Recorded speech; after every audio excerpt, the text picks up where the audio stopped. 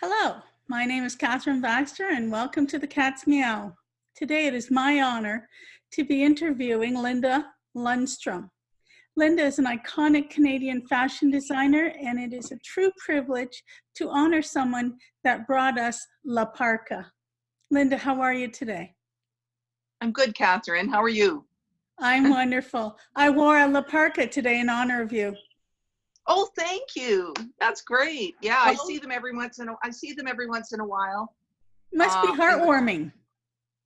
it is. It's because it's always the coldest weather, and that's when they come out. Yes. Oh, yes. I own 10. Wow, Yes. that's a lot. That's a I'm a lot. fan. Thank you. Thank you. Thank you. I appreciate that. My pleasure. Yeah, it is the best coat. It's really glam and pretty and warm. So checks all the boxes. Oh, yes. And it's Canadian. Yeah, but you know that I came up with the idea for the La Parka back in 1984, and it came to me as a vision. I was visited with this vision, and I felt like I was just following instructions. It was like being channeling. I just felt this compulsion to make this thing that had appeared in this vision, and it kept reappearing like a recurring vision, and I felt this compulsion to make it. And that was in 1984, and it took me 2 years to actually figure out how to, construct it, materials, the all aspects of it, and that product was really the foundation of our company's success and our growth for more than 20 years. But I've moved on from that, and I want to tell you what I'm doing now when we have a minute. Wonderful. Can I do that now? Yes. Okay. So when I was selling to retailers all over North America, I would sell, the La Parka with the hat, the boots, the mitts, the sweater, the evening gown that all went with it. And I was wholesaling to the best boutiques in North America. Mm-hmm. And in 2008, when I sold my business and I took about 3 years off to sort of lick my wounds, I thought, you know what? I don't think if I go back into business, I don't think I want to be a wholesaler anymore. I started seeing that people are buying things online more and more. Yes. People were not shopping as much, and there was all this cheap product flooding the market. And I thought, God, I don't really. It's a bit of a bloodbath. I'm really glad I got out when I did. And but I still had this need to make things, and I love making things, designing things, and I thought, what could I do? I tried different things. I tried teaching, and I did teach, and I did, I have a public speaking career, and I was doing workshops and all kinds of things, trying to find something that really stuck. And one day I got a call from my daughter, who is a journalist in fashion. She's oh God, she's amazing. She's involved in so many things that have to do with fashion from a journalistic point of view. Mm-hmm. And she's a regular on CBCQ, for example. Yes. Anyway, she came to me and she said, Mom, I'm going to all these fashion shows in Paris and Milan and London and New York. And she said, people come in their coats and they leave in their coats. And you see the same people at show after show after show, from all the different magazines. And she said, I need coats more than I need the clothes to wear under them to go to these things. And she said, Mom, like, can you make me a coat? Can you make me this kind of a coat? And so what I made for her were reversible coats. And so that you could go to a Karl Lagerfeld show in the morning, and then you could go to a Valentino show in the afternoon in Paris and turn the coat around, it looked like a different coat. So brilliant. Yeah. So this whole idea of having a coat that's glamorous, mm-hmm. that's that's doesn't, it's not like you're looking like you look like you're going on an expedition to the North Pole, something that you can wear, you know, to a Chanel fashion show. Yes. But that's warm and that keeps you dry. So, pardon me, I just have to. So anyway, I made a couple of coats for her, and she came back and she said, "Mom, we need to start a company, and you're going to be the designer, and I'm going to tell you what the market needs and what's missing on the market, because she's going to all these places."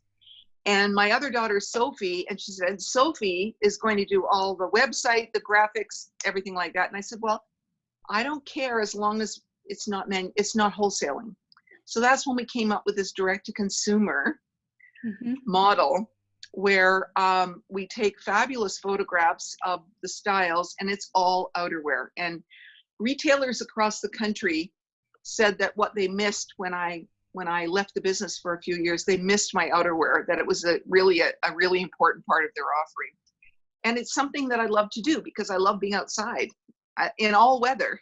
And so we decided to focus on coats that are reversible, transformable, glamorous, romantic, pretty, warm. Is that your Thermacota line? Yeah, it's called Thermacota. Therma means temperature. So whether it's a spring coat that's keeping you dry in the rain, or whether it's a winter coat keeping you warm, sub-zero, Therma part of it. And Kota is actually the name Sami, traditional Sami dwelling, which is, they're the indigenous people of the north of Sweden, where my father was born. And my father's family are Sami heritage. So yeah, so Kota is similar to a teepee. And so Thermacota, temperature protection, we came up with that name, and it seems to have caught on. Oh my gosh. Yeah, and you can go and see all the styles at thermacota.com. Oh, thank you for sharing that with us. I'm sure there's so many people that would love to see the new designs. It must be nice not to have the brick and mortar. Well, I've got one right here. Wonderful. Yeah, I work from a home studio, which is where we're filming this now. This is my mirror here for my fitting. I've got my pincushion with I Believe. I've got some helpers here, my tape measure, and so I do all the designing here in my home studio, you know, the production and so on. And Sophie, who is our graphic artist, she lives in Dublin in Ireland. Wow. And she does, you know, with the technology that we have today, we can work remotely with each other. Sophie's in Ireland, I'm here in Ontario, and Moshe's in California. And I'm in New Brunswick. And you're in New Brunswick. And that is some pincushion. And we are, isn't it great? I love it. I Believe. It's fantastic. Yeah, because it's always in the right place, except if I forget to put it on, then I end up putting a pin right into my boob. No, I'm just kidding. But I want to show you what I mean by fabulous. Like, this is shearling. So one of our yes, really good, successful products is our shearling in the Thermacota line. And is this gorgeous or what? It's called Opal, Arctic Opal. And I love it. It's all iridescent. Isn't it gorgeous? I mean, it's just so fabulous. And then the whole thing is reversible, so you can wear it with just the cream side out. Comes in several colors. They're all on our website. It's so luxurious.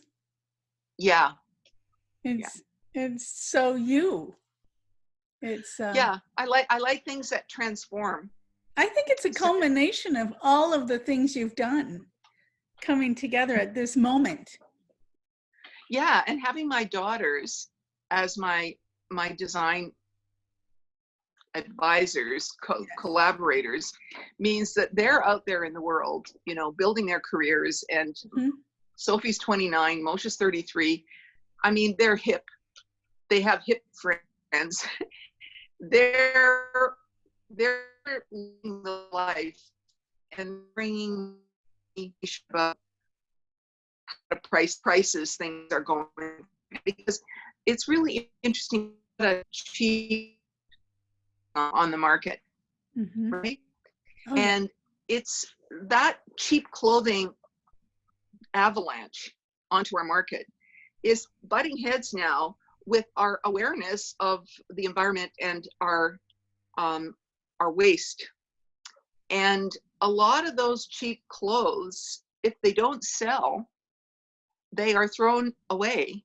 In the And landfill. so, exactly, because if a store, I mean, if I have extra clothes, I might give them to Goodwill or a thrift shop or something like that. Right. But if H&M have extra clothes, they dump them.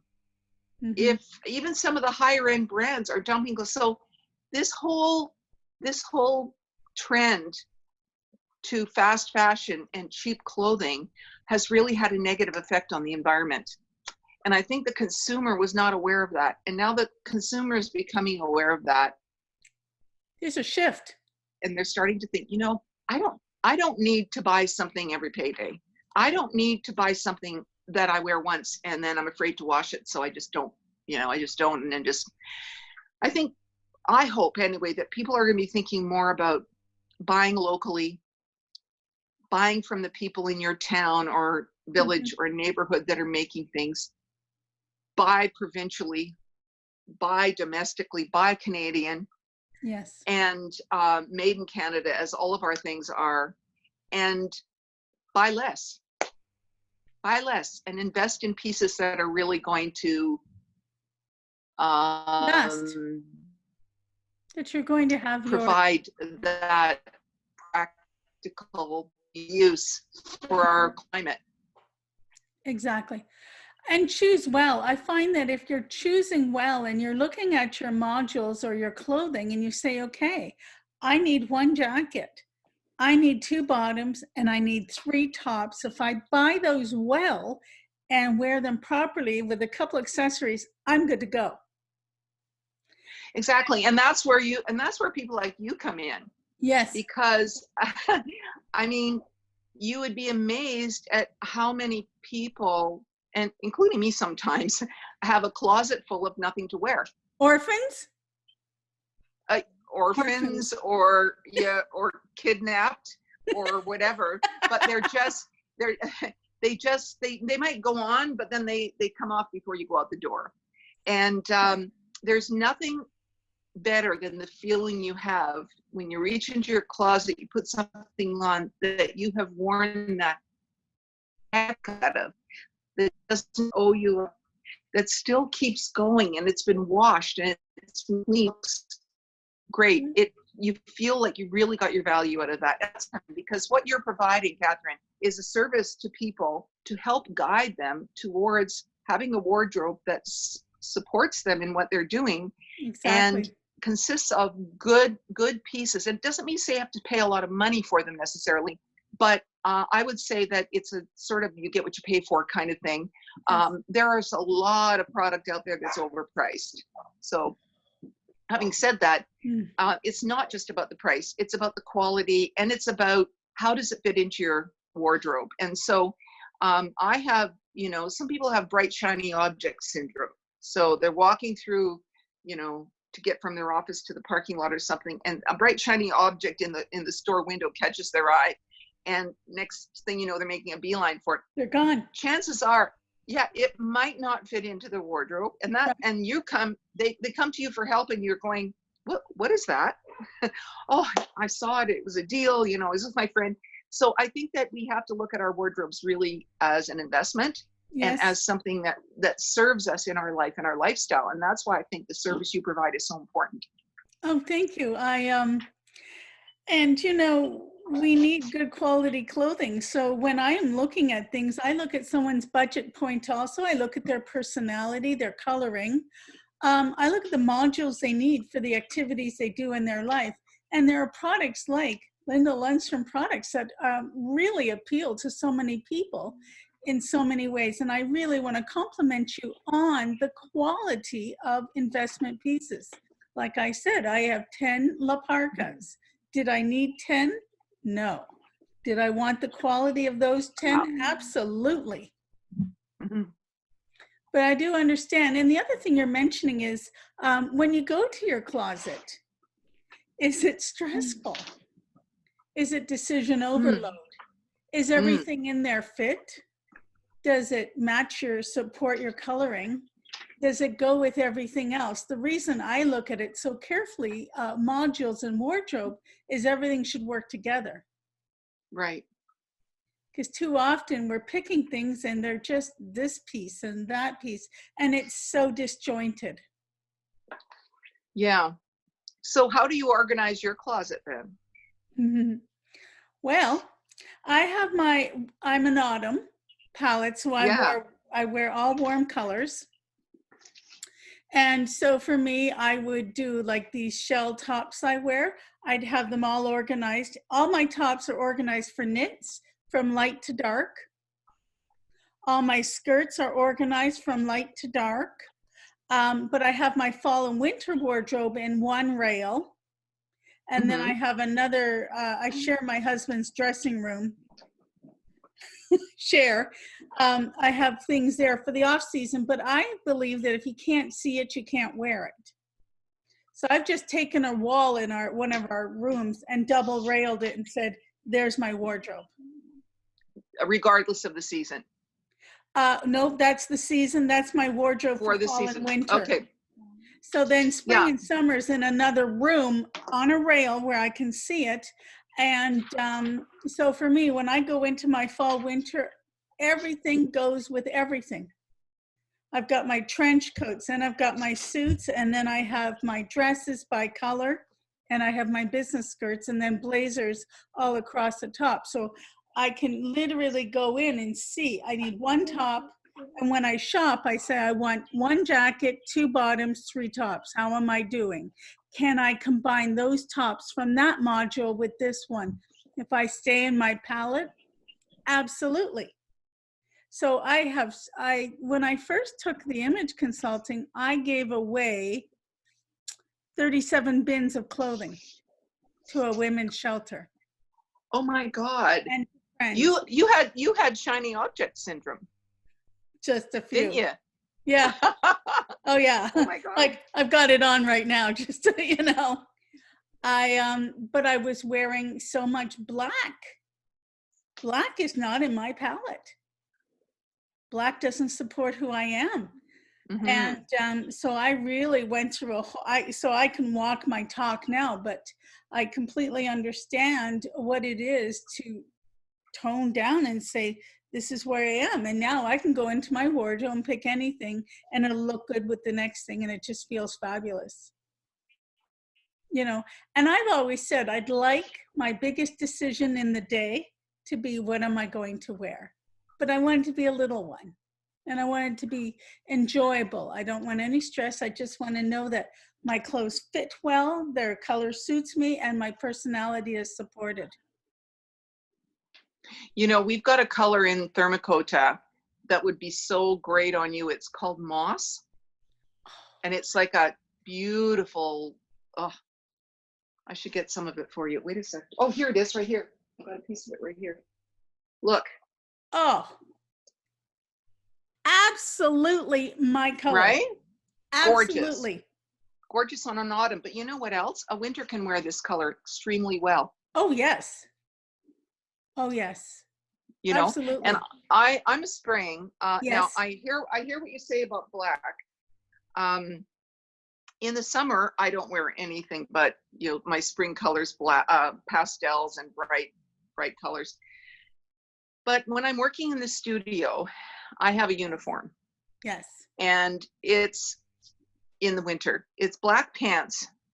And usually it's a black tank top, like your tank top there. Yep. And then I put something over it that's in a spring color. Like, for example, today I'm wearing this leather vest, which is to match my hair. Yes. So you're fantastic. I find that never mind. I once bought a car to match my hair. And so you should. And why not? The best accessory is your car. It was a checker cab. But anyways, that's another point. So I find that my uniform is black pants and a black tank top because I'm often doing a design, and then I'll try it on just to Right. see, if that armhole fits. And I find that if I'm just wearing a sleeveless tank, I can whip everything off and try it on really easily. Also, I'm working and cutting, and sometimes I get hot, so I like to have that sleeveless tank. But when I go out, I tend to wear brighter colors. But this is just because cutting and everything is a bit of a dirty job. There's a lot of It's your fluff and comfort lint zone. and everything. Yeah, but there's another thing. I don't know if you've ever heard this before, but I say to people all the time, when you're out buying shoes, or even if you're not buying shoes, if you buy shoes that match your hair, Yes. if you see a pair of shoes that match your hair, buy them. Yes. If they fit you and you love them, because it doesn't matter what you're wearing, but if your shoes and your hair match, makes a connection. There's a That's right. framing reference. Is that correct in terms of your image? Does that make sense? Yeah, there's no problem there at all. Another thing you can do too is you can match the toe of the shoe to the shape of your chin. That's so cool. I know. I don't like pointy toe shoes. I can't wear them. So you would wear an almond toe. Yes, my feet are too wide for pointy shoes. So I like a nice round or even a squarish toe. Yeah. Wow, that's so cool. Yes, another thing too. So my hair is auburn, and so I'll wear a lot of colors with rust or browns in it to pick up the highlights. I can never go wrong with a coat in these colors that match my hair. And I saw you on an interview where you were doing, you wore a dress you had just made the afternoon before, and it matched your hair perfect, and so did your shoes. And you were wearing your honors, all your honors on your, and you had made the dress before, and it was asymmetrical. And I looked at it and said, well, of course it's perfect. It matches her hair perfectly. And you look stunning in ivory. Yeah. Ivory to me is like black is to most people. Yes. I wear ivory all year round, and it's my go-to color when I want to look really congruent. Like congruent, and like my head is attached to my body. Yes. And when I'm a public speaker, I do keynote speeches and on various topics, which people can learn about on my website, lundström.ca. I also speak about truth and reconciliation, and given what's happening in Canada today, this is really, really important, because what I've found, having grown up in an area of northwestern Ontario where 75% of the population were Indigenous people who had been there for hundreds, if not thousands of years before my family and other people went up there. It was a gold mining area, but truth and reconciliation is so important. And most Canadians, most people are really not unwilling to learn, but just don't know how to, even the coverage of this rail blockade on the news, it's confused. It's hard to understand. And so I think that is everything. Yeah. So anyway, so one of my speech topics is truth and reconciliation. What can we do as Canadians who want to take responsibility for the situation in this country in terms of Indigenous people? What can we do in our day-to-day lives to express our desire to go on a truth and reconciliation journey ourselves? And so that's one of my topics. Anyway, but that's another thing. I'm taking us off track. Okay. You're an amazing person. I'm grateful for you and what you do. Thank you. Thanks, Catherine. What else? You gave me a list of things we were going to talk about, and I can't remember what they are now. And then you said, because you are creative, then you said, well, do we have to stick to the questions? No, we can do whatever we like. Okay, good. It's good. Okay. Well, one of the things that I think is really, really important is to whatever you're doing is to do it with some joy. And sometimes that's hard to conjure up on a day when, you know, it's more like work. But I think it's really important, whatever you do, to put some joy into it, because I think that that energy goes with. It transcends with the garment. I think so, yeah. And We can look at like, labels and we can feel the energy. So someone will say, well, why are you paying that price? I'm paying it because the energy that went into it is something I believe in and I support energetically. This whole garment is yes, not just a garment. It represents and it has energy.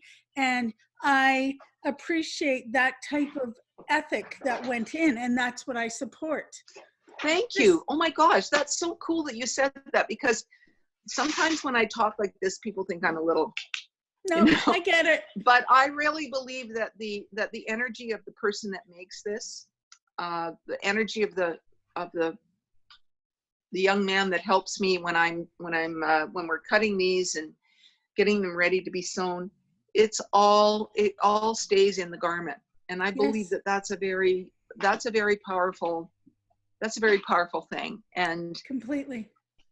We, I think that people need to pay attention, because, you know, clothing is the thing that we allow to touch our bodies. Like, we don't allow anything except maybe that's our intimate. spouses to be that intimate. Yeah.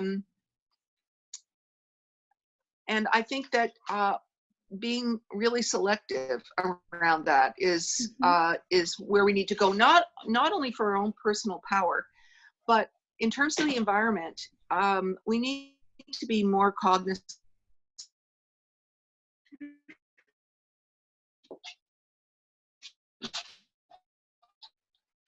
and the producing. This business, Thermacota, and my manufacturing company, which, you know, we employees, and my business principle for that large company was waste not, want not. And people used to sometimes comment on why did I create this thing with this unusual kind of, whatchamacallit, sticking out the side? And it was because I was cutting it out, and that little piece of fabric was not being used in the garment. So I'd figure out a way to use it, and add a pocket or add a thingamajig, or, you know what I mean? And Mhm. so that became kind of like my design signature, is to, by having a waste not, want not design philosophy, it ended up encouraging or allowing me to make designs that were very unusual. Do you And know that authentic, 75, because 70, they were sorry, true to 70, you. yeah, but I don't know if you know this, but in the apparel industry, in the manufacturing industry, if a meter of fabric is consumed to cut something, up to maybe 75% at the most of that meter actually goes in the garment. The other 25% goes in the garbage, That because is because there's space between the pieces of the garment, right, right. where the armhole is cut out, and that kind of thing. And so in my company, if a style only consumed 75% of the fabric, I would not put it in the line. It wouldn't go ahead. I'd go back to the drawing board and try and figure out how to take that 25% and add it into the garment instead of it going into the garbage. So our consumption was like around 80-95%, which was Wow. unheard of in the manufacturing business. Very, very proud of that Fantastic. fact. That is fantastic. I know, even as being a sewist, I took lessons from a master. She managed the Singer Sewing School in Montreal, and I was blessed to have some lessons from her. And Yeah, layout was everything. How you laid out the pattern, because if you're working with an expensive fabric, you need to treat that like you know what the price of that fabric is. You want to make sure you're utilizing it. I don't like to waste. exactly. I mean, I Exactly. shop for clients as I'm shopping for myself. I am very careful with their money as I would be with my own. Hmm. People think that that it's a lot more expensive to have to hire somebody like you to help them with their wardrobe. It's Absolutely actually, not.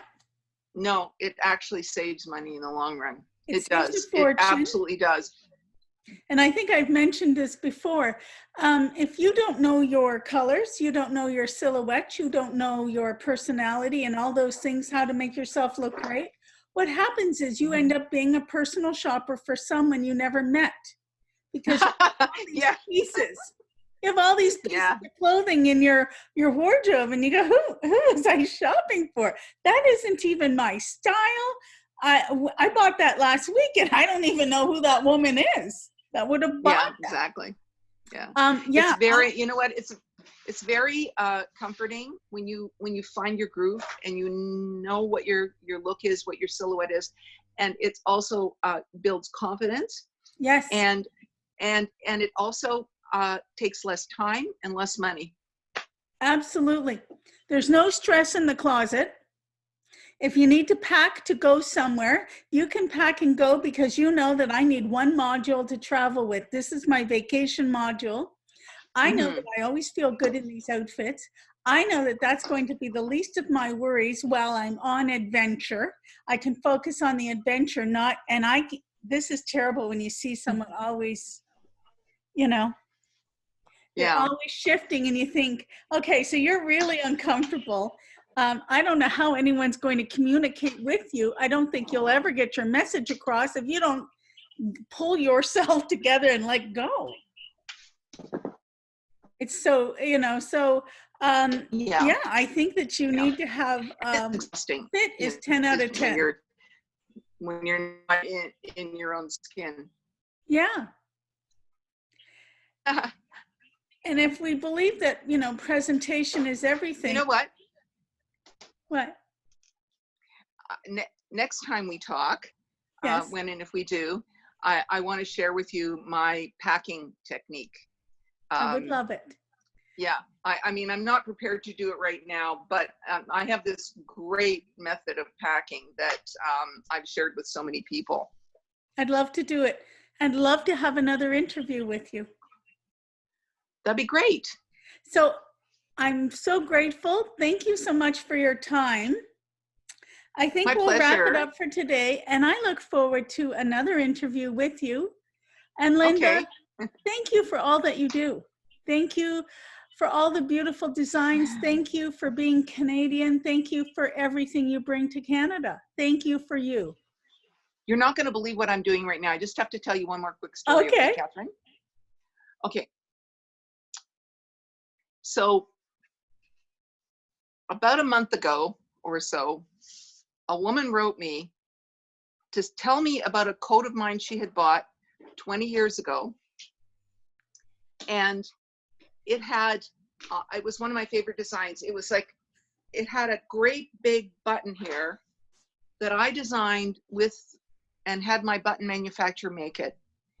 And she wrote me to say, I know 20 years is a long time, but the button broke and I cannot find a button that's as significant as that button was on that coat.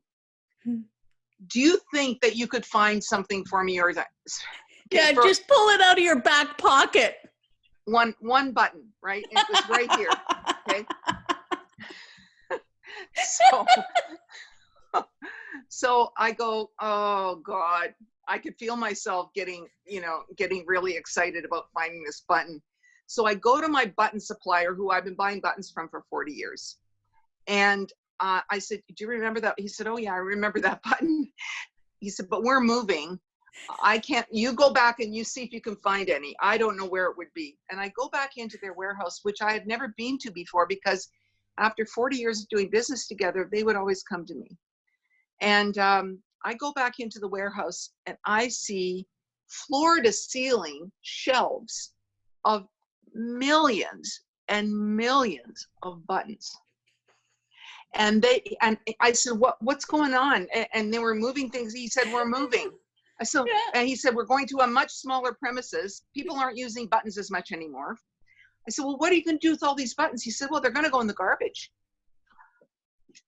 Oh no, no, no, no, no, no, no. Buttons are like They're gold. going to go in the garbage? He said, yeah, because, we've called the schools, we've called the seniors, we've called the children's, we've given away as much as we can, but it was 2 floors of shelves and shelves and shelves of buttons. So I said, give me 2 weeks, and I'm going to try and find a home for these buttons. Well, I know that on the West Coast, Yes.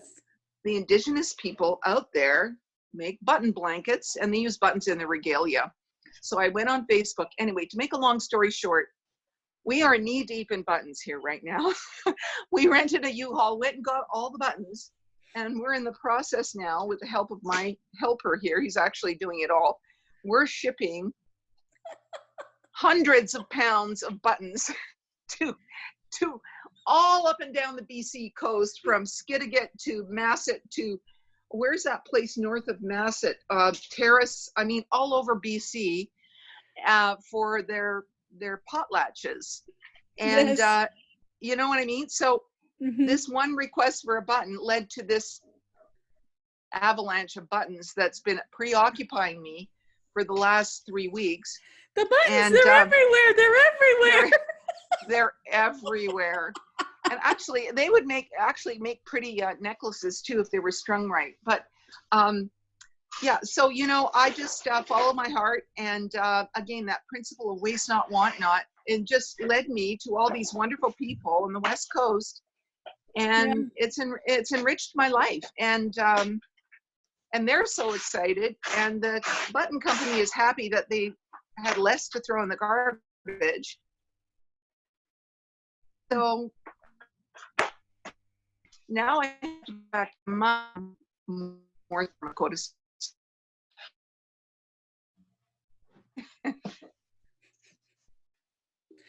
Well, they won't be orphans. You've saved some of them. Bye. Bye, Catherine. Bye. Thank you.